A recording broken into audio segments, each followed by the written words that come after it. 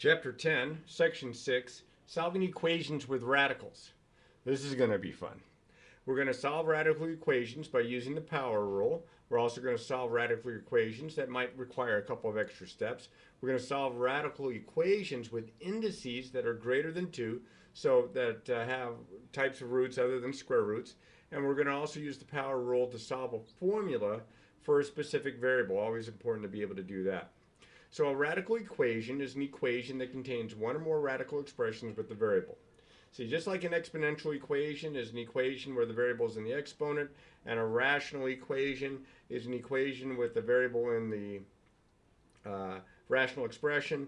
And a radical equation means that you've got the variable that's in the radical, at least one. And I have 3 different examples here. I have the square root of x plus 3 is equal to 9. I have 5 times the square root of x plus 1 is equal to 2 times the square root of 2x minus 7. And I have the cube root of x plus 3 is equal to 1. So we're going to use the power rule. That's one of the main weapons that we have. And the power rule to solve an equation that has radicals. So if both sides of the equation are raised to the same power, all the solutions of the original equation are also solutions of the new equation. And the new equation means that you're going to raise both sides to that power. So if you have an expression, let's say it's x equals 5, and you square both sides, you get x squared equals 25. We still have the same answer, x equals 5. So you're going to have the same solutions. However, there may be what we call extraneous solutions. These are answers that solve the transformed equation, but not the original. So we'll have to double check our answers for the original equation So here we go. Here's one, all worked out and with a check. Solve the square root of 9x plus 7 is equal to 5. All right, so since we have the square root all isolated by itself on one side, to solve for x means we have to get rid of the square root. And we do that by doing by raising both sides to the second power. We square the square root, because when you square a square root, the radical disappears and we just get the radicand. See, the radicand is the part that's underneath the radical sign there. So if I square both sides here, see, I squared the left side, I square the right side, this radical disappears and I just get the radicand 9x plus 7. And of course on the other side, 5 squared is 25. Then I solve this just like I would any other equation, linear equation. I isolate the variable. I'm going to subtract 7 from both sides. Then I'm going to divide both sides by 9. Or excuse me, by 9. By 9. Oh, holy smokes here. I made 2 mistakes. Holy smokes. I'm going to have to change my my notes here. Holy smokes, look at this. I divide both sides by 9. I get x equals 2. Look at this. I have a check and I checked wrong because I made 2 mistakes and it made it look right. But my answer is not the set 9, it's the set 2. Please forgive me. So now I'm going to plug the 2 back in here. And not 9 times 9 is 18, 9 times 2 is 18. And I get 18 and 7, the square root of 25, which is 5. So it checks out, and now I have a good answer. So that was really weird. I don't remember the last time I made a mistake like that, and I bet you the mistake like this has been sitting in the notes for a couple of years now, and nobody's brought it to my attention. Well, I got it now, and I'll definitely take care of that. All right, let's try one where we work all the steps through here. Hopefully I won't make a bunch of mistakes like I did on the last one. So the steps for solving an equation with radicals is to isolate the radical, apply the power rule. So if you have a square root, you're going to square both sides. I'll show you what to do if you have like a cube root or a fourth root. And then we're going to solve whatever we get. We're going to solve the resultant equation, and then we're going to check our answers to make sure that they're not extraneous. Okay, here we go. Next guy up. I have the square root. Here's the solution. I have the square root of 3x plus 4. All that plus 5 is equal to 0. So let me write it down again. I'm going to isolate the radical, so I'm going to subtract 5 from both sides.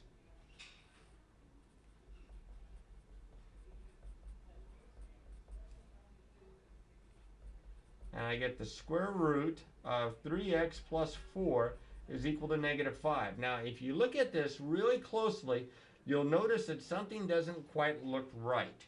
because on the left side I have a principal square root, which means it's never negative, and on the right side I have a negative number.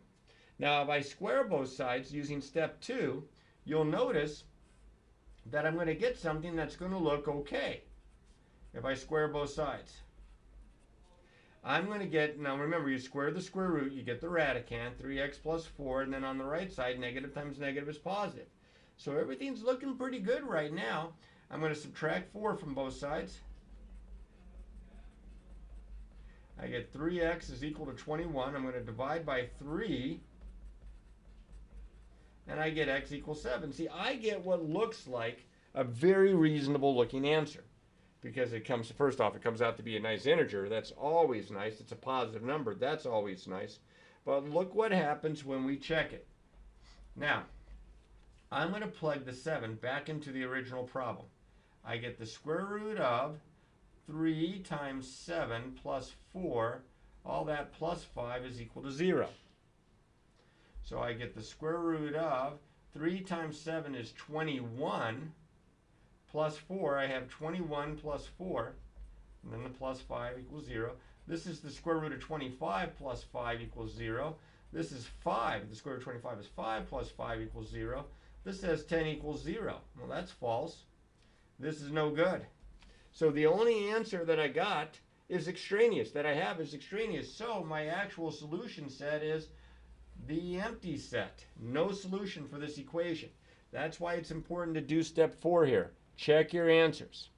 Okay, now we'll try another one that's got a little bit more algebra to it. So now, in this case, this problem is pretty nice because the radical is already by itself on the left side. But on the right side, I don't have just a constant, I have a variable expression. So when I go to solve this, the first step is, because it's a square root, is to square this side. So I have to square it. That'll get rid of the radical. Well, I have to square the other side, the whole other side. The whole side means don't square each term, square the entire sum. So on the left side I have 5 minus x, because you just get the radicand. But on the right side I have to multiply this x plus 1 times x plus 1, kind of like FOIL. This is x squared plus 2x plus 1. Now this is a quadratic equation. I could have as many as 2 different answers here, so I really need to make sure I check my work. Now, when you solve a quadratic equation, I'm going to flip-flop the sides here. I just like my variable squared on my left side instead of on my right side. I am going to get rid of the 5 by subtracting 5. I'm going to add the x here to get rid of the minus x, and I have to do that to both sides. So I'm going to add x, and I'm going to subtract 5 from both sides. And I'm just kind of shortcutting it here a little bit. So I have x squared plus 3x 2x plus 1x minus 4, and all this cancels out, and I just get 0. And I have a quadratic equation in standard form, so now to solve this, I'm going to see if it'll factor, and it will. At least I think it will. Looks like an x and a plus 4 and a minus 1. So I'll set the x plus 4 equal to 0. I'll set the x minus 1 equal to 0. Subtract 4, I get x equals negative 4. Add 1, I get x equals 1. It looks like I have 2 very good answers here, but do I have 2 answers that work? Maybe one or both of them are extraneous.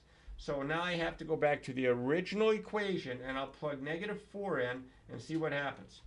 So here's my check. First with negative 4, for x equals negative 4. So I'll plug negative 4 in. I get the square root of 5 minus a negative 4 is equal to negative 4 plus 1. I get the square root of 9 is equal to negative 3. I get 3 is equal to negative 3, and that's false. So this answer is no good. Tossing them. Let's hope that the other one works. So now I'm going to check for x equals 1. I'll plug 1 in here and here. I have the square root of 5 minus 1 equals 1 plus 1. Square root of 4 is equal to 2. 2 equals 2. This checks out just fine. So this is my answer, or if you want to write it as a set, it would be the set 1. Oops. And there we go. Very important that you check your answers. Do you always get extraneous solutions? No. Sometimes you do, just enough. So, you know, even if you just got them on one type of problem, you'd still want to check your answers to make sure that they're valid answers, that they solve the equation, that they're really true answers. All right, let's see what else we have here. Now this guy here looks a little like the last one in that I have the radical already all by itself on one side, but on the right side I have a variable expression. So just like I did before, I'm going to start this problem off by getting rid of the radical since it's already isolated on one side. And to do that, since it's a square root, I'm going to square. And then over on this side, I'm going to square the whole right side, x minus 1. So when you square the square root, you just get the radicand. And then over here, when you square this, it's like FOIL x minus 1 times x minus 1. Be careful there. I get x squared minus 2x plus 1. Well, it looks like it was quadratic, except that I have an x squared on both sides. So if I subtract x squared from both sides, I no longer have a quadratic. I have a linear. These are going to cancel and these are going to cancel. I'm going to solve this. I'm going to add 4x to both sides. I get 9 equals negative 2x plus 4x is 2x plus 1. I'm going to subtract 1 from both sides. I think I'll flip-flop the side. I get 2x equals 8. Then I'm going to divide by 2. And again, it looks like I have a pretty good looking answer there. I have x equals 4. Let's make sure. So my check would be the square root of 4 squared minus 4 times 4 plus 9 equals 4 minus 1. So I have the square root of 16 minus 16 plus 9 equals 3. These 16s cancel out, so I have the square root of 9 equals 3. I have 3 equals 3. That checks out just fine. That's a good answer. Or again, in set notation, your solution set would be the set 4. Now this one is pretty straightforward, and I didn't have any extraneous solutions. Kind of like that problem, but not so much the next one. The next one's, we're going to have to actually use the power rule twice. Now if you look at that and you say, well, is it because you have two radicals? Well, kind of, but it's also because I have a third term that of a constant over here of 1. If that constant term wasn't there, I can probably get out of this okay with just squaring the sides one time. But I've got to use it twice, and you'll see here in just a moment how I go about to do that. Now, first step remains the same as it did before. You want to isolate the radical. Now, since you have two radicals, you want to isolate one of them. So I'm going to isolate this one because it's got a little bit more underneath the radical sign than this guy does. So to do that, I'm going to subtract the square root of x plus 1 from both sides. I've got to get one of the radicals by itself. That means the other radical is going to end up on the other side of the equation. So on the left side, I have the square root of 2x plus 3. On the right side, I have 1 minus the square root of x plus 1. Now I can square both sides because it's a square root. I square the left side here, and here's the tricky part, I square the right side. Because very much like I did in the last two examples, I'm going to have to kind of do almost like a FOIL thing, plus there's a radical in there. The left side's easy enough, that's just 2x plus 3. But on the right side here, okay, I'm going to shift this over just enough so that I can do a little scratch work here. I have 1 minus the square root of x plus 1 times 1 minus the square root of x plus 1. So I'm going to do 1 minus the square root of x plus 1 minus the square root of x plus 1.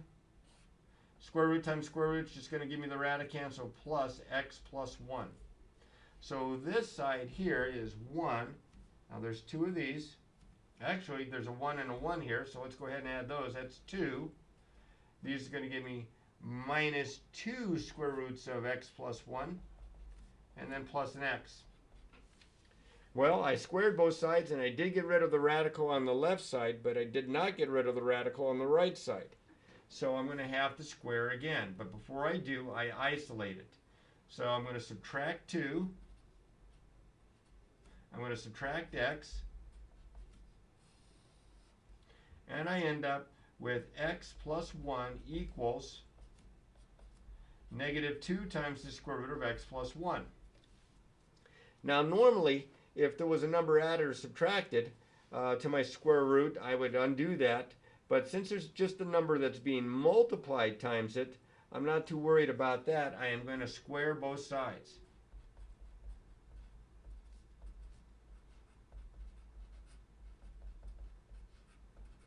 So this is x plus 1 times x plus 1, which is x squared plus 2x plus 1.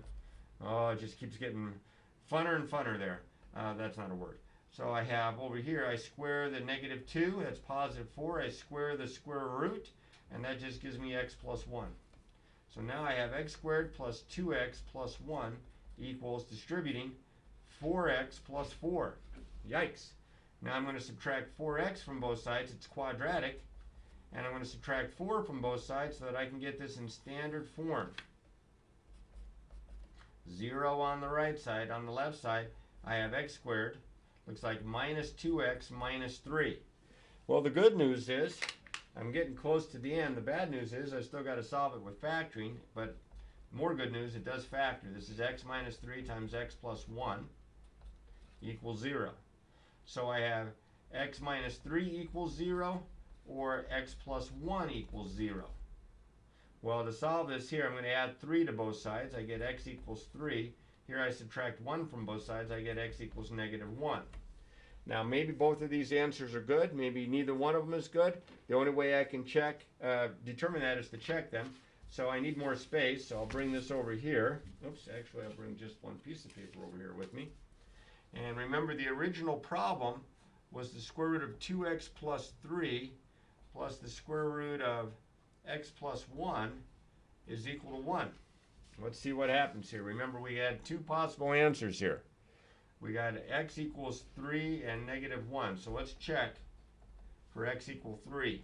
Let me plug 3 in. I get the square root of 2 times 3 plus 3 plus the square root of 3 plus 1 equals 1. 2 times 3 is 6 plus 3 is, this is the square root of 9 plus the square root of 4. Does that equal 1? Does 3 plus 2 equal 1? No, 5 does not equal 1. So this answer is no good. Toss it. Let's check for negative 1. So my check here for x equals negative 1, I have the square root of 2 times negative 1 plus 3 plus the square root of negative 1 plus 1. Does that equal 1? Can you see all that? I think you can. So 2 times negative 1 is negative 2 plus 3 is the square root of 1. Negative 1 and 1 is the square root of 0. This is 1 plus 0. The square root of 1 is 1. The square root of 0 is 0. And yeah, 1 plus 0 equals 1. It checks out okay. So this guy turns out to be a good answer. My solution set is negative 1. Or I can write x equals negative 1. Either way. Depends on the direction sometimes. If they ask for a solution set, we'll write it out with the braces. All right, now that one is probably about as much work as any one of the types of problems that you might encounter. So, don't get weirded out. It's okay. These problems work out all right. Now, I have a couple more themes to show you. Then you'll have a chance to try some problems on your own here. It says the cube root, this is kind of hard to read here, 2x plus 7 equals the cube root of 3x minus 2. All right, now what I'm going to do here, since I have radicals on both sides, but the radicals are isolated and they're both cube roots, is I'm going to cube both sides. It's a different variation of the power rule. Instead of squaring both sides, I'm going to cube both sides. And again, since we're cubing a cube root, it's going to get rid of the radical sign on both sides. That's kind of cool. So this is going to give me 2x plus 7. And on the right side, I'm going to get 3x minus 2. Well, you just can't hardly ask for a much easier equation than this. I'll subtract 2x from both sides. I get 7 equals x minus 2. I'll add 2 to both sides. Flip-flop the sides a little bit. And I get x equals, looks like 9. Well, let me check my work. I have to plug the 9 in here and in here. So I have the square root of, the cube root of 2 times 9 plus 7 equals the cube root of 3x minus 2. So I have the cube root of 2 times 9 is 18 plus 7 is 25. Oops, I forgot to put the 9 in here. Holy moly, what's wrong with me? I guess I was too much of a hurry there. Does that equal? Now here I have the cube root of 3 times 9, which is 27 minus 2 is 25.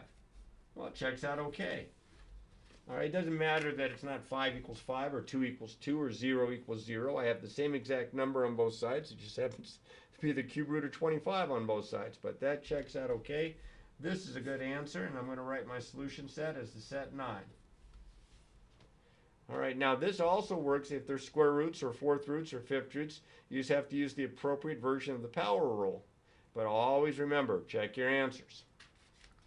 All right, now the last type of problem that they wanted to show you in this particular section is that you're given either like a formula or a literal equation that involves a radical. In this case, the example I have here involves a square root. But they want you to solve for a particular variable that might be in the radicand, it might not be, but most times it is. And so in this case, I'm going to isolate it using the power rule when appropriate to help me to isolate the variable a. So we'll start off here. Solve the formula for a, and as you can see, the a is in the denominator underneath the square root sign. So I'm just going to write it again. I have y plus 2 all over a.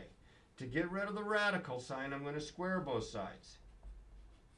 Power rule. So I have x squared is equal to y plus 2 all over a. Now to get rid of the variable in the denominator there, I'm going to multiply both sides by a. Look what happens here. I'm going to multiply both sides by a so that these cross cancel.